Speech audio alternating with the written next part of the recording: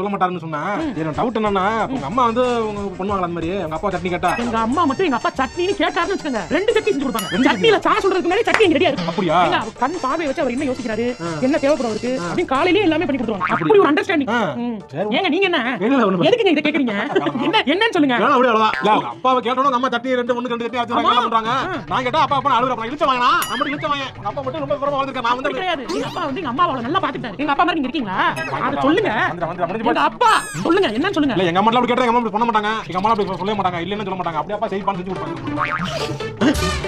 ஐயோ வேணாமா இங்க பாரு. தேவையில்லாம நீ பண்ணிட்டு இருக்க நீ.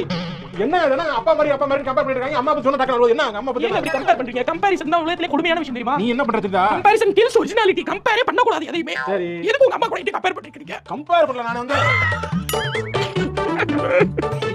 பொண்ணு கொஞ்சம் பொறுமையா இருந்திருக்கலாம். பொண்ணே கிடைக்கலன்னு பயத்துல பொண்ணே கிடைக்காம கல்யாணம் ஆகாம போயிருவோம்.